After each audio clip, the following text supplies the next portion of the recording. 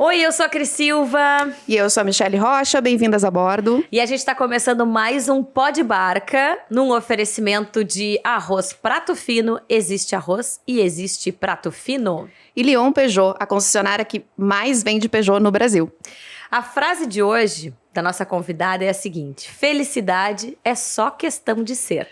Essa é a frase escolhida por Graça Coste para representar sua história. Graça é psicóloga e consultora em gestão de pessoas. Bem-vinda, Graça. Obrigada, prazer. Prazer, e olha, 26 anos, completa em junho, julho agora, né? Isso aí. Lidando com gestão de pessoas. Sim. É fácil? Barbada. Muito obrigada, essa foi Graça Costa. Tchau, pessoal. Obrigada, gente.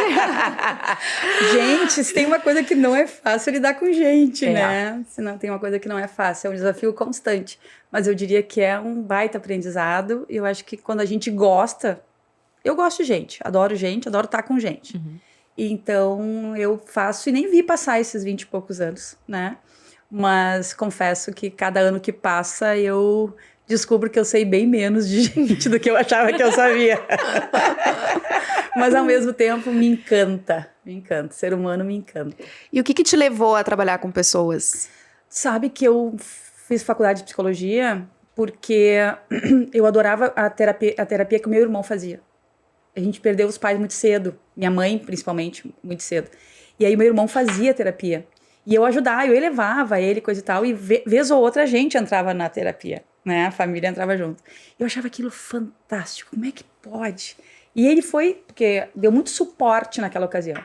E ali me encantou, sabe? E eu sempre gostei, na época de estudo do colégio, assim, me envolver com questões de grupo. Sabe aquela coisa de me envolver? Fiz o teste vocacional, né? E deu que eu devia fazer coisas vinculadas a serviço social, psicologia, pedagogia. E aí eu disse, tá, psicologia, olha aí, ó, né? E aí tô nessa caminhada. E trabalhar com gente... Eu até brinquei contigo antes, né? Quando a gente tava se conhecendo, assim, Michelle. Mas, assim, trabalhar com gente... Eu sempre quis trabalhar com a saúde das pessoas. E nunca com a doença das pessoas. Uhum. Porque, claro, na minha história tinha muita doença, né? Isso eu só fui saber depois de muita terapia, obviamente. Eu queria trabalhar com a saúde. E aí eu disse, não, vou trabalhar com empresa, RH. Nas relações das empresas é saúde, doença está no hospital, está nas clínicas, está nos consultórios, né? E aí não é bem assim, o que é saúde e o que é doença, né? E aí, claro, isso lá quando tu tem 17, 18 anos, que tu começa a faculdade, é uma coisa, né? Mas depois que tu cresce, tu vê que também, saúde e doença é outra coisa, né? E também a questão da saúde mental se fala muito mais hoje, né? Tem os paradigmas a respeito da saúde mental que espero, né, que esteja num caminho um pouco mais próspero pra gente desmistificar um pouco isso, né? E tratar a saúde mental como a gente trata a saúde física, né? Perfeito. Mas eu sou antiga, né? Então, assim, quando eu estudei psicologia...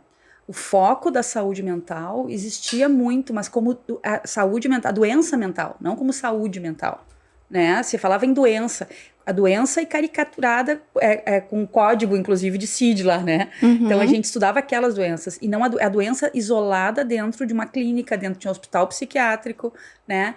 E essa doença não era uma doença que era agradável da gente acessar. Né? E quando tu traz a doença para dentro das relações do convívio, que está dentro de todos nós temos algum tipo de relação com doença que não é saúde mental, né? Uhum. E aí é um espectro muito maior do que aquelas doenças que lá atrás eu estudei. E hoje sim, hoje tu trabalha com, entre aspas, eu não gosto de falar em doença mental, mas com características, né, que as pessoas têm, que não é dentro do que a gente fala hoje, a saúde mental não é uma doença que está lá no CID só, né? Estereotipada, né? Exatamente. Graça, 26 anos de uma carreira que tu deve ter passado por muitas fases, assim, né? A gente entrou no ano 2000 com uma nova perspectiva de saúde mental, digamos assim, do esgotamento profissional, a síndrome de burnout, todo mundo falando, que é diretamente ligado às relações de trabalho, né? Como que vocês lideram, né, aprenderam a lidar com isso? Como que chegava para vocês, né? Até detectar.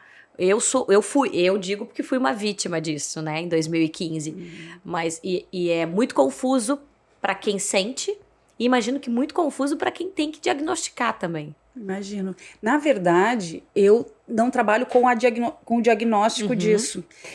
O nosso trabalho está dentro dos RHs das empresas, né? Eu, como consultora, eu sou parceira dos RHs para justamente trabalhar na prevenção destas doenças e também, na verdade, na manutenção da saúde mental daquele grupo, né? Daquela empresa. Mas tu trouxeste uma coisa assim, né, Cris? Que a pandemia, ela só trouxe à tona e deu mais luz, assim, para um problema que tu mesmo disseste, tu foste vítima disso em 2015, muito longe de pandemia. Então, essas doenças como o burnout, como outras doenças que estão dentro das organizações, elas sempre estiveram, né? E um dos fatores, não podemos afirmar que é o fator, mas um dos fatores que contribuem muito para isso, né, é a pressão que as pessoas se colocam e que elas também sofrem do contexto, né? Então, assim, ó, o quanto eu me coloco como pressão no meu dia a dia e o quanto eu não tenho recurso para lidar com tudo que eu estou vivendo, né? Então, assim, eu acho que o quanto eu me conheço e lido com o que é meu e o quanto a organização que eu tô, ela contribui para isso. Porque só potencializa muitas vezes. E às vezes as empresas, eu não estou dizendo que é o caso na ocasião, mas muitas empresas fazem uma pressão tremenda, né? E não dão condições para que esse trabalhador, para que esse colaborador consiga se manter saudável emocionalmente, sabe? Então, a gente se atrapalha muito no dia a dia. Imagina quando tu já está com algumas coisas mais fragilizadas, que são tuas, né? Todo o contexto só potencializa. E a pandemia fez isso. A pandemia trouxe muito isso. Obviamente, porque o medo da morte, obviamente, é um dos medos preferenciais da humanidade, já dizem, né? Então, assim, ó, da doença, da morte, a gente viveu com esse medo batendo na porta da gente o tempo inteiro.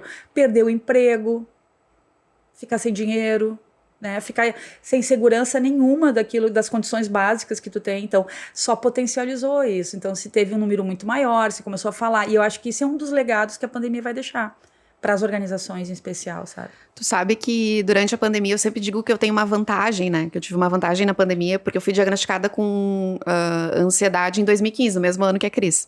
Que a Cris teve o problema pontual dela, né? Eu convivo com transtorno desde então diagnosticado.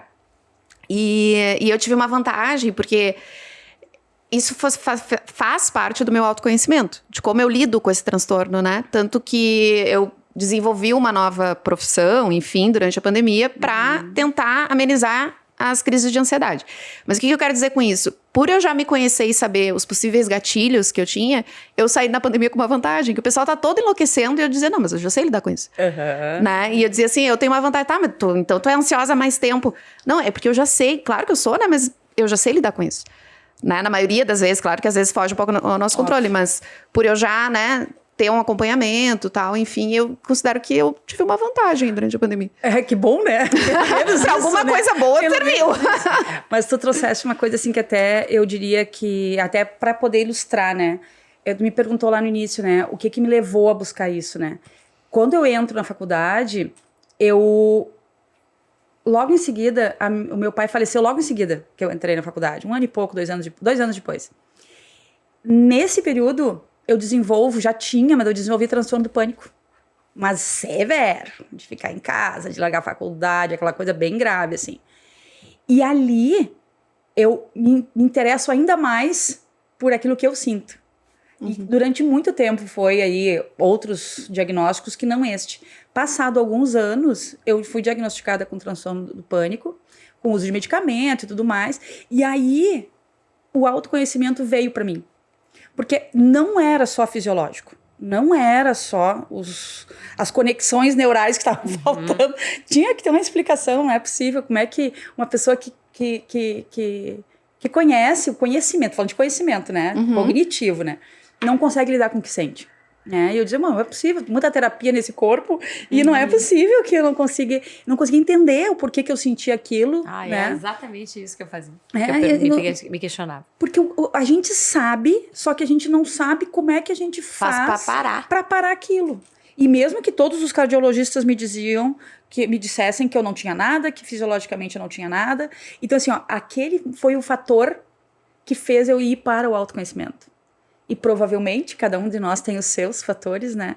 Não adiantou eu fazer faculdade de psicologia eu fiz vários anos, tá? Porque eu tranquei a faculdade. Mas assim, ó, os anos todos que eu levei para fazer a faculdade, todas as terapias que eu fiz com psiquiatra, com psicólogo, o meu autoconhecimento veio a partir do meu envolvimento com o que eu tinha. Olhar para mim mesmo com profundidade, a partir da minha dor, né? Tu tinha que idade? Quando eu tive a primeira vez, 17 anos, 18. Eu fui me sentir livre depois dos 37, quase 40. Nossa. Foram muitos anos de sofrimento. Assim. Olha, a Graça falando, eu me enxergo em todas as questões. Eu me lembro de quando eu tive isso, foi no dia 31 de dezembro de 2015, foi exatamente na véspera ali. E depois eu me lembro de marcar a consulta com a psiquiatra e dizer, eu não quero tomar remédio porque eu quero entender o que aconteceu comigo. E algumas vezes, assim, de uma forma insana, eu pedia para que acontecesse de novo para ver se eu tinha controle sobre aquilo, né? E não aconteceu mais, graças a Deus. Mas eu entendi e eu me questionava e aí vem várias vezes eu perguntava, é uma coisa que eu falo, né, pra minha... na época, a Nina, e depois agora eu voltei a fazer terapia, porque, enfim, por uma questão de entender o meu universo agora, a responsabilidade que eu tenho de estar conversando com outras mulheres, né, de ser influenciadora de outras mulheres e do meu filho. Então, eu tenho feito terapia. E eu me lembro que na época eu dizia, Nina, mas por onde eu começo esse autoconhecimento? E ela dizia, tá aí dentro. Tá aí dentro. E eu não sei, sinceramente, eu digo que o autoconhecimento veio no momento dessa crise, porque eu acredito que na crise a gente se descobre. Mas no momento onde eu virei um pouco o foco e eu engravidei, e eu precisei cuidar do Matheus. E aí eu livrei um pouco os pensamentos, assim, pro outro lado, né? Eu foquei em outra coisa. Direcionou energia para outra coisa. Direcionei energia. Mas depois veio esse processo e o processo de autoconhecimento significa saber dizer não para muita coisa, né? Perfeito. E eu acho que, olhando, assim, as coisas que tu fala também, né, Graça? E nas tuas redes sociais, o autoconhecimento é extremamente importante, mas muito, muito individual. Único. E Cris, assim, ó, quando eu falo em autoconhecimento, não esgota. Porque o autoconhecimento ele é necessário sempre. Porque a gente vai se conhecer a cada situação que a gente vive. Né? Então, tu disse assim, no momento que tu é mãe, aquilo que tu conhecia e dava certo, e que não dava certo até ali, naquele fato já mudou tudo. São outras emoções, são outros sentimentos, são outros valores. Então, assim, ó, a cada fato que a gente vive, faz com que a gente precise se reconhecer em coisa. Então, não precisa nem fatos tão significativos na vida. Fatos do cotidiano, né? Na hora em que eu vou estacionar aqui na frente, um cara vai estacionar no meu lugar, entendeu? Ou no meu lugar é ótimo, né? O lugar que eu estava buscando para mim, né? Entende? Como é que eu reajo? Então, todos os momentos são momentos para te conhecer. Mas a gente não para olhar pra gente o tempo todo. Nós normalmente fizemos esse movimento, e aí tu usou a palavra crise, quando tem uma crise. A crise, e eu acho que a pandemia, vários momentos da vida são momentos para coisas marcantes, coisas que realmente impactam, te desorganizam. Opa, peraí, agora é o momento de eu olhar para mim. Parece que a vida te dá um empurrão, assim, sabe? Exato. E diz assim, ó, olha, presta atenção no que está acontecendo, te apropria de novo de ti, né? Então, eu acho que isso é autoconhecimento, sabe? Então, quando a gente... E se fala muito, graças a Deus, sabe? Se fala muito naturalmente sobre a importância do autoconhecimento hoje. Porque antes se falava em terapia, até nem se falava que a gente ia em terapia. Estar em processo terapêutico, estar em busca de autoconhecimento era para quem tinha algum problema. Coisa de louco. Coisa de louco, né? Então, hoje o autoconhecimento é um diferencial, sabe? Hoje todo mundo busca. As empresas hoje colocam autoconhecimento dentro do seu programa de desenvolvimento de autogestão. Olha só. Entende? É um privilégio. E a gente também tem que estar preparado, né, para se autoconhecer, porque não é fácil. Tu vai sentir coisas, às vezes, eu até falo pra minha psicóloga, assim, né, tô com raiva de ti hoje. Porque ela me joga coisa na cara, assim. Tipo, a culpa não é dos outros, né? É como tu te vê diante daquela situação, né? E qual é o teu papel nesse caos todo que tu tá vivendo, né? Mais ou menos isso que a terapia vai te ensinando, né? Então, eu sempre digo assim, tu me deixa, tô com raiva de ti hoje, sabe? Tipo, você tá braba. E eu cito muito isso porque quando eu morei 2 anos fora e tal, e eu lembro de eu começar a querer fazer a terapia lá, que foi antes da crise, né? Da primeira crise que eu tive. Eu lembro de eu descer do ônibus, assim, e parar na frente do consultório da psicóloga e eu falar pra mim mesma, eu não tô preparada pra isso. Porque eu sabia o quão era importante e como eu ia mexer com coisas que eu não queria mexer naquele momento. E aí, depois que eu tive a crise, eu já estava fazendo tratamento com uma psicóloga e eu também, até hoje, faço com um psiquiatra, enfim, um acompanhamento que pra mim é super importante. Mas a gente também tem que querer muito, né? Porque é muito mais fácil tu culpar algo ou alguém pelas coisas, né? Tem uma frase que eu posso estar nominando para a pessoa errada, mas se eu não me engano foi Einstein que disse que nenhuma mente desperta fora do seu tempo. E essa frase para mim é muito mágica, porque é exatamente isso. Tu pode ouvir que a mesma coisa de alguém, para uma pessoa vai fazer um sentido, para outra vai fazer outro. Às vezes assim, ó, a gente falava há pouco, vocês estavam falando, né?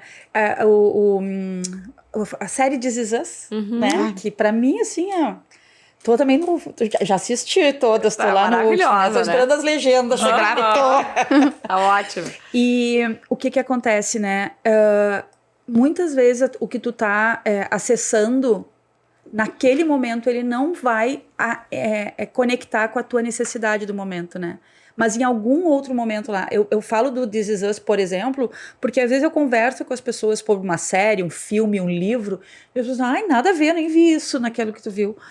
Ok, mas é porque pra mim faz um sentido. Teve uma identificação. Entendeu? Tem um sentido, porque eu tô mais aberta pra uma coisa, o outro tá aberto pra outra. Então, assim, ó, mas o start da evolução da consciência, eu diria que cada um vai ter um motivo, sabe? A pandemia, voltando, né, pra gente tava falando assim, a pandemia é um motivo de muitas pessoas terem dado esse start no seu autodesenvolvimento e no seu autoconhecimento, né? E as doenças, as crises, elas são fatores, mas a barca, ela provoca justamente isso, né? As pessoas estão empreendendo, as mulheres estão aí, então assim, ó, tem todo um movimento também que é uma oportunidade de se conhecer e de achar o seu espaço, né? Porque na hora em que a gente se conhece, a gente ocupa um outro espaço. Eu, Graça, percebo isso em mim. Entende? Hoje eu me percebo mais completa, assim, aonde eu estou, sabe? Começo a fazer escolhas melhores para mim. Não estou dizendo que as escolhas não sejam boas, mas eu escolho mais com referência na minha referência interna e não naquilo que, seria melhor porque é isso, porque é aquilo. A gente já falou disso, eu e a Cris, num outro momento, numa outra conversa, que é isso, a gente tem que fazer escolhas pela gente. E que às vezes não são aquelas que a gente escolheria. Tá, mas nesse momento tá alinhado aos meus valores, aquilo que de fato é pra mim, então ok, isso só consegue fazer isso quem se conhece. E tu sabe uma outra coisa que tu falando, assim, que eu acho super interessante? Eu e a Cris, a gente tá citando exemplos nossos, porque fica mais, né, fácil da gente dizer. Pra falar, né? A gente tem uma maneira diferente de conduzir certas situações, obviamente, como eu, como tu, E a Cris é muito mais queridona. Entendeu? Ela é muito mais, assim, resumindo, ela é muito mais queridona. Eu sou muito mais direta. Na mesma situação, eu sou aquela pessoa que, tipo, tá, não, para com isso aí. E ela já não, já vai, né? E o que é interessante nisso tudo? A gente se autoconhecer e também ter um exercício de escuta nas relações interpessoais faz com que a gente se ajude. Perfeito. Volta e meia a gente manda áudio uma pra outra. Amiga, tu acha que eu faço isso ou tu acha que eu faço aquilo? Ou quando ela é super queridona, que eu digo, eu amo o teu jeito. Eu amo o teu jeito, eu falo pra ela. Eu queria ter a paciência que tu tem. Eu falo pra ela, sabe? Só que eu não consigo. E tudo bem, né? E tudo bem. Mas eu acho que esse é o segredo do nosso negócio. Né? E aí a questão de entrar em gestão organizacional. Quando tu lida com pessoas, tem que ter um equilíbrio nas coisas, né? Ainda mais numa empresa. Sim. São várias pessoas. E aí eu já queria aproveitar para perguntar se tu nota que teve uma evolução na questão de espaço feminino dentro das organizações. Graças a Deus. Ao longo desses anos, eu vejo uma mudança absurda, assim. Longe de ser aquilo de igualdade, de equilíbrio, né? Mas eu vejo um movimento bem bonito, assim, sabe? Porque a palavra empoderamento feminino está no nosso vocabulário hoje, né? Mas o empoderamento do ser humano, do sexo feminino, ele se dá muito a partir de um determinado período da vida, assim, sabe? Eu acho que as mulheres mais jovens, elas são mais ousadas, porque culturalmente as mais maduras, elas tinham esse mindset, assim, né, de que não é espaço, isso é coisa de homem. E o empoderamento feminino estava muito na caricatura masculina. Aquela coisa de usar terninho, de ter uma cara braba, de ser fechada, de ser autoritária, porque isso era o estereótipo da autoridade de quem tinha poder, né?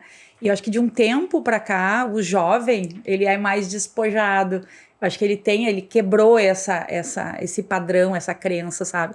E aí vem, eu acho que já é mais de uns anos para cá, acho que as mulheres, elas se perceberam podendo ser femininas, podendo ser elas mesmas e serem poderosas e empoderadas.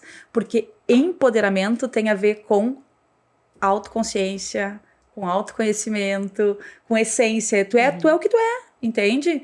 E aí, se tu tiver que ser, como disse a Tainá, né, no outro episódio, né, como ela disse ali, se tiver que ser gorda, se tiver que ser magra, baixa, alta, mas ela porque se aquilo faz sentido para ela, se tá vinculado aos valores dela, e aí eu vejo nas empresas hoje um movimento, sim, ainda de alguns lugares tímido, mas em outros com muita ascensão feminina, sabe? Muita ascensão feminina. Nos meus clientes, assim, a gente percebe movimentos lindos. Hoje eu tive uma reunião de manhã com uma empresa. Eu sou voluntária em algumas instituições e tem uma de recursos humanos que eu sou voluntária também. E a gente fez uma reunião com uma empresa que é super referência no mercado financeiro, assim. E a gestora de recursos humanos trabalha com diversidade também. E é um trabalho lindo. Então, assim, e quando eu falo diversidade, não obrigatoriamente tem a ver com algumas questões aí de inclusão, né? Mas tem a ver com também trazer o feminino para dentro das empresas, sabe? E hoje tem um movimento, sabe? Eu acho que um movimento mais institucional. Às vezes, se me permite dizer, até político. Mas tudo bem. Eu ia perguntar, entrar, sabe? Exatamente. Desculpa te interromper, porque às vezes a minha boca ela não controla, Somos né? duas, então. Mas tu vê que isso é genuíno? É que realmente que esses espaços são espaços onde realmente a mulher tem voz dentro das empresas, onde realmente... Alguns sim, alguns são. Ou uns é só pra, tipo, cumprir um discurso bonito, Sem assim, dúvida. sabe? Eu acho que tem de tudo, sabe, Misha? Assim, acho que tem aquela empresa em que, de fato, aquilo é um valor, e tu vê o comportamento, tu vê as atitudes no dia a dia sendo impressas por isto, né? Que não é o cartazinho na parede. E tem outras que é só discurso, para cumprir cota, para cumprir para estar politicamente correto, porque no balanço social é importante dizer lá... Sabe que vão ser cancelados. Sabem que vão ser cancelados. Eu faço parte... Aí eu não vou fazer propaganda, mas tem um projeto, né, chamado Nós por Elas. É um grupo de mentorias no Brasil, pela Edna Vassello Gondolf. Eu sempre me atrapalho em dizer o sobrenome, né? E a Edna, que é do Instituto, do IVG, são 500 vagas hoje para 500 mulheres serem mentoradas por 500 mentores. E a gente é tudo voluntário, tá? E o que a gente vê, assim? Mulheres maravilhosas sendo mentoradas e mulheres maravilhosas sendo mentores. Também tem homens mentores, tá? Não obrigatoriamente são só mulheres. Mas assim, gente, eu faço parte de um grupo de 25, 30, são divididos em grupos, só executivos de grandes empresas, sabe? Mulheres de diferentes áreas, tecnologia, muito para mulher. Tem muito mulher no mercado de trabalho, sim, mas com cargos menores. Eu acho que está aumentando um pouco isso, sabe? E aí, né, vamos lá, vamos ser coerentes. Às vezes é por política mesmo, e tudo bem, mas é assim que a gente vai entrar. Se é assim, a gente ocupa o espaço. Eu acho que a mulher que se conhece e que sabe o valor que tem e o porquê, não é só por ser mulher, é porque é competente, mas é também porque é mulher, sabe? E não é porque mas eu acho que também porque é. Entende? Eu não gosto muito de dividir, mas ao mesmo tempo, até confessar para vocês que durante um tempo eu era contra o Dia da Mulher. Eu achava aquilo horrível, não gostava. Hoje eu me orgulho um monte, participo. Por que tu não gostava? O que tu sentia? Porque eu achava que, eu não me achava diferente. Eu sempre achei igual, entendeu? Por que eu tenho que enaltecer o fato de eu ser mulher? Eu sou um ser humano como meu marido, como meu irmão, não importa. Entende? Eu nunca me achei menos. Até porque eu tinha uma avó e tanto. Podia dizer um palavrão aqui, né? Minha avó era porra. Pode falar, tá? Aqui tá Posso liberado. também. Pode falar. Não é muito do meu linguagem, mas a minha avó era foda mesmo, sabe? Maravilhosa, assim, uma pessoa que foi inspiração. Só que é a minha referência feminina, entende? Então, acho que eu venho já, assim, com essa... Não que eu não tenha as minhas fragilidades, inseguranças, tenho horrores. Leio um monte sobre isso para me empoderar também de mim mesma. Mas tem mulheres que têm uma referência e um modelo de referência muito mais frágil, né? Então, eu diria que é mais difícil para algumas mulheres se colocar. Eu achava que não precisava de outra mulher. Pra quê? As mulheres na minha vida tinham espaço. Sempre tiveram espaço. Com o passar do tempo, eu fui entender que não, peraí. Não. Pelo contrário, tem mulheres que não têm espaço nenhum. E como é que tu foi percebendo isso? Como é que foi A vida, né? Só que a pessoa aqui enxergava muito o seu mundinho, né? Na medida em que tu vai convivendo com outras referências, com outros mundos que não é aquele que tu tá acostumado. Que tu para de olhar só pro teu umbigo, né? Sem dúvida. Porque o meu umbigo era até bem bonitinho, dentro de um contexto ideal, vou dizer assim, sabe? E sabe que a gente tem a gente brinca, eu e a Michelle, com a história do vai ler, né? Vai ler. E a Michelle tem me provocado muito isso, né? De leituras e justamente dessa questão do empoderamento feminino, né? E aí tu fala da questão de quando lá atrás tu tipo, mas pra que o Dia da Mulher, né? Tipo, no meu mundo tá tudo certo. O empoderamento feminino, ele é justamente o coletivo, né? Enquanto todas nós não estivermos com os direitos iguais, com a questão da sexualidade, a autonomia da sexualidade, enquanto a gente não entender que a violência dentro do casamento também é uma forma de assédio, mesmo estando casado, o marido não manda na mulher. Enquanto todo mundo não tiver isso, nós não somos empoderadas. Isso aí. E isso é uma coisa que a gente traz muito para os dias atuais, que a gente vê mulheres e artistas como símbolos do feminismo e que não é nem do empoderamento, né? Isso é outra discussão, tudo certo, mas o empoderamento ele tem a ver com o coletivo, né? E não e muito mais como um movimento social do que uma questão de uma tendência, né? Do que individual. E a gente vê isso, né? Assim, ó, aqui com vocês, né? A gente viu, eu vejo isso em vários grupos que eu frequento, né? Eu tenho uma sócia que é mulher, né? A gente, quando se relaciona com outras mulheres, a gente se envolve com outras causas. E lá na própria mentoria Nós por Elas, né? Aquilo dá uma força. E o quanto... Eu me arrepio até de me lembrar disso, assim. Porque a gente vê o movimento. Eu acho que é isso. É quando tu sai de ti e passa pro nós, sabe? Com a visão, realmente, assim, ó, o que adianta eu ter uma condição boa se quem tá do meu lado não tem? O que adianta eu ter um poder ou um empoderamento profissional, me colocar bem no mercado, se tem gente ali do lado que não tem? Entende? Mas aí, eu acho que tem uma coisa de ressignificar fatos também, sabe? E também essa questão de... Eu acho que abrir os olhos para algumas coisas. Eu acho que isso faz muita diferença, assim. Tu olhar assim, porque às vezes as pessoas citam muito assim, mas comigo? Nunca senti isso. Nunca... Tá, mas é que não se trata de ti, né? Tipo assim, o mundo não gira ao teu redor, né? E é claro, e aí é uma escolha também tu querer olhar para isso e se enxergar como alguém que também faz parte de um todo. É uma decisão difícil. É muito mais difícil, né? Tu te importar com o todo. É muito mais difícil. A gente só afirmativa, né? Mas eu ia dizer assim, ó, a gente só consegue isso quando a gente tá satisfeita com a gente mesmo. Isso eu concordo. E aí, eu talvez até tu me fez uma pergunta e eu fiquei pensando assim, me incomodou, sabe? Porque eu só consegui me colocar no coletivo quando eu estava satisfeita comigo. Entende?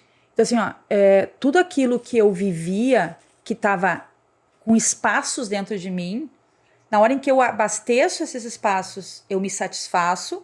Não é me satisfazer, eu tô cheio de espaço ainda, tá?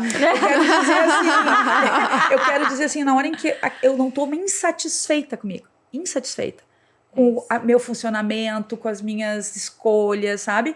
nesse momento, o outro sempre foi importante na minha vida, mas ele não era verdadeiramente importante. Porque tinha muito julgamento, muita crítica, mesmo que socialmente eu não verbalizasse isso, e aqui eu tô me abrindo mesmo, né? Que risco! Mas assim, ó, na hora em que tu, de fato, o outro é importante, ele é autenticamente importante, genuinamente importante para mim. Exatamente. Entendeu? Exatamente. Não é porque o meu discurso sempre foi de ser importante, mas hoje eu sinto que é. Hoje eu sinto, entende? E aí eu consigo fazer uma crítica. E aí, ó, conectando as nossas conversas, aí é dizer não para as pessoas também. Dizer não para as causas, para os movimentos, para algumas coisas. Porque, isso não fecha comigo. Exato. Isso não fecha com o meu. E aí eu digo sim para mim, entendeu? É ok comigo e ok com o outro. Mas tudo bem. Não tô de ranço, não vou ficar com beiço por isso, entendeu? É o autoconhecimento falando de novo. É o autoconhecimento falando de novo. Quando tu aprende a dizer não, tu libera espaço pra sim mais efetivo que vai te trazer mais felicidade, né? Na verdade. E felicidade é só questão de ser, né? É só questão de ser. Mas pra ser... Gente, isso parece sim uma campanha publicitária. Felicidade. Mas pra ser, né? Mas pra ser dá um trabalho. Dá. E dá, assim, a gente diz que tem que suar sangue às vezes, né? Dá muita dor, sabe? A gente se conhecer é dolorido, mas é um encontro lindo depois, sabe? Eu particularmente sou uma... Eu adoro, me adoro hoje, mas me adoro com tudo que eu sei que eu não tenho de perfeição. Sabe? É isso, é aceitar com todas que tu minhas fale... vulnerabilidades. Hoje eu falo de mim com muito mais autenticidade, mas eu sei que eu estou me sendo vulnerável nesse momento. E tudo bem. Viva Verdade. Brené Brown. Viva Brené Brown. Como é que é? Ser imperfeita. Coragem de ser Coragem de imperfeito. ser imperfeito é o livro. Imperfeita. É maravilhoso. É muito legal. Ai, Graça, foi demais, agradeço. Já? Assim, né? Já, né? Passa voando, né? Passa voando. Quase eu não gosto de falar, né? E vocês duas também provocam coisas legais. E a gente vai ter com certeza mais temporadas e mais episódios do Pod Barca. Tá super convidada para entrar na barca. Imagina. No podcast. Já tô nesse barco. Já tá direto. Deixa eu agradecer então o nosso querido patrocinador Arroz Prato Fino. E tem um composto multigrãos integral, que é com 9 grãos integrais, que atende desde os consumidores mais preocupados com a saúde até os chefes de cozinha mais exigentes. O arroz Prato Fino Multigrãos Integral é um composto, um completo, adequado ao conceito de saudabilidade, uma combinação de bem-estar e alta culinária em um único produto. O seu consumo diário é recomendado por nutricionistas, pois além de contribuir para a saúde física, colabora também na manutenção dos principais sistemas do nosso organismo. E muito obrigada também a Lyon Peugeot. Tu conhece a Lyon Peugeot? Sim. Sim! A Lyon Peugeot faz parte do grupo Servopa, com mais de 65 anos de mercado no segmento automotivo. Quer realizar o teu sonho de comprar o carro zero? Acessa lá, leonpeugeot.com.br e entenda por que Lyon Peugeot é a concessionária que mais vende Peugeot no Brasil. Graça, muito obrigada. Obrigada. Obrigada a vocês. Até Parabéns. a próxima. Até. Obrigada. Beijo.